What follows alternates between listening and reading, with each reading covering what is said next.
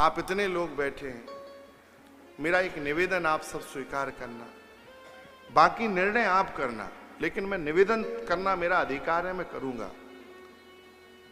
समाज में कुसंस्कार कहां से आए इसका चिंतन करिए। हम लोग कहते हैं व्यासपीठ दूषित हो गई, व्यासपीठ पे नाच गान होने लगा, व्यासपीठ से चुटकुला सुनाए जाने लगे। हम आपसे पूछते हैं, चुटकुला सुनाने वाले व्यासों को व्यासपीठ पे बिठाया किसने? किसने बिठाया? अपने आप बैठ गए वो? आप सब में से ही तो लोग थे जिन्होंने बिठाया है।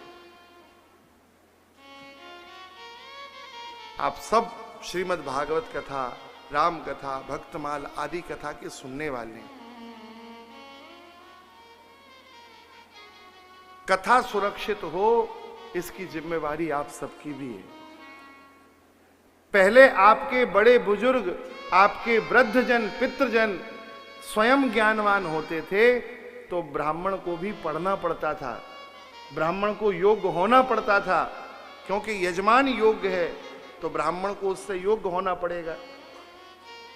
अब यजमान मूर्खता की ओर बढ़ रहे हैं, इसलिए ब्राह्मण भी सोचते हैं क्या करना है, इनको नाच गा के तो रिझाना है, तो बस 4 भजन शुरू में, 4 भजन बीच में, 4 भजन बाद में, बीच के 4-8 जो 40-50 मिनट बचे हैं उसमें 2-4 चुटकुला, सास बहू की बात, घर परिवार की बात, यहां वहां की बातें करके और जैसे आराम कर दिया, कथा का नाश कर दिया। हम आपसे पूछते हैं, आपके पूर्वजों का कल्याण चुटकुले सुनाने से होगा या भागवत सुनाने से होगा? तो फिर भागवत के नाम पे ये क्या मचा रखा है?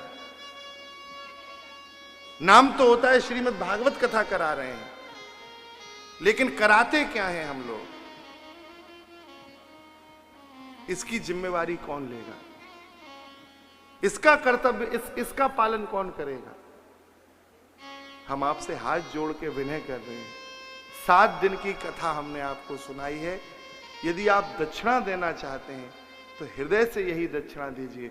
अपने घर के संस्कारों के रक्षण के लिए आप स्वयं पहले अपने आप को परिवर्तित करना प्रारंभ करिए।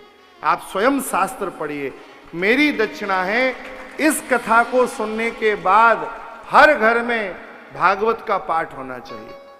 आप भागवत लेके जाओ, हिंदी में पढ़ो घर में, आपको पता तो लगे कि भागवत में है क्या। आप भागवत पढ़ने लगोगे तो सुनाने वाले अपने आप भागवत पढ़ने लगेंगे, क्योंकि उन्हें पता लग जाएगा कि जो सुनने बैठा है उसे सब पता है भागवत में क्या कथा है।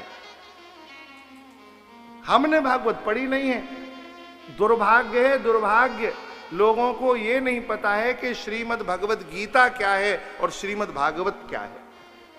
गीता भगवान के द्वारा एक 18 अध्याय की एक उपनिषद है और श्रीमद् भागवत पुराण है, लेकिन लोगों को पता नहीं है। मारवाड़ी घर के बच्चों को नहीं पता है, वो श्रीमद् भगवत गीता को ही श्रीमद् भागवत मानते हैं। हम कहां थे, कहां आ गए? किस स्तर से हमारा पतन, सैद्धांतिक पतन हो रहा है। कथा को मनोरंजन का साधन मत बनने दीजिए। टाइम पास कथा नहीं है, एकमात्र साधन था जिससे आत्म कल्याण होता, एकमात्र साधन था जो मनोमंथन का साधन था। लेकिन हम सबके प्रमाद ने, हम सबके आलस्य ने उस साधन को भी अब केवल मनोरंजन तक सीमित कर दिया है, केवल मनोरंजन तक।